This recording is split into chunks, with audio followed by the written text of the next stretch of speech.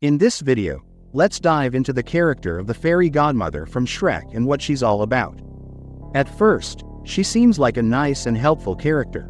She uses her magic to do good things, like turning King Harold back into a human from a frog so he can marry Queen Lillian. This moment is important because it hints at her more complicated side. While she acts like she's there to help everyone, her true motives are actually pretty selfish. A big part of her story involves Princess Fiona's curse. The fairy godmother isn't just a bystander, she actively manipulates Fiona's life to serve her own interests. For example, she suggests that Fiona should be locked away until Prince Charming comes to rescue her. This not only plays into the classic fairy tale themes we're all familiar with, but also shows how she's really more focused on helping her son, rather than looking out for Fiona's best interests. So, while she might look like a fairy tale helper on the surface, there's a lot more going on beneath that magical exterior. In Shrek 2, she really represents the controlling mother type who wants to shape her child's life according to her own ideas of happiness. She's convinced that Fiona will only be truly happy if she marries Prince Charming.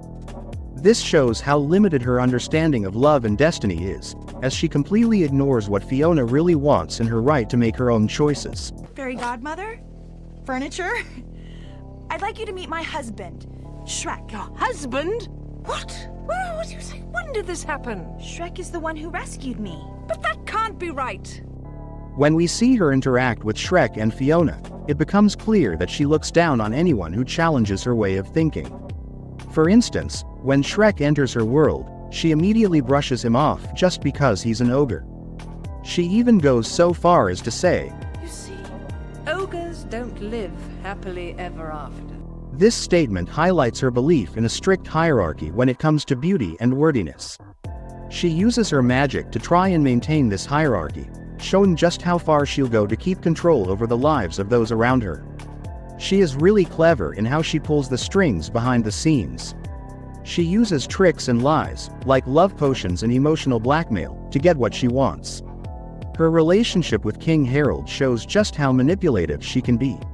She takes advantage of their past together to pressure him into doing what she wants. This reveals her ability to control others through feelings of guilt and obligation, adding more layers to her character. Beneath her controlling exterior, there's a deep sense of loneliness that she tries to hide.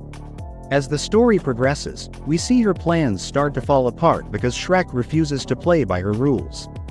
When Shrek and Donkey are magically transformed into handsome versions of themselves, it seems like a win for the fairy godmother at first, but this moment also sets up her eventual downfall. She relies heavily on outside validation, like Prince Charming's good looks and the idea of beauty, to measure success. But this backfires when she underestimates Fiona's strength and independence. Fiona proves that she doesn't need a fairy tale ending defined by someone else. The climax of the film really highlights how different things turn out compared to what the fairy godmother claimed about ogres and living happily ever after. In a powerful twist, King Harold makes a huge sacrifice to save Shrek, showing a genuine act of love that completely goes against the fairy godmother's manipulative story. In her final moments, she is transformed into bubbles, which symbolizes not just her defeat but also how fragile her power and beliefs really are. As she dissolves into sparkles, it serves as a visual reminder that relying on superficial beauty and control ultimately leads to emptiness. This moment emphasizes that true love and happiness come from genuine connections and choices, rather than manipulation and appearances.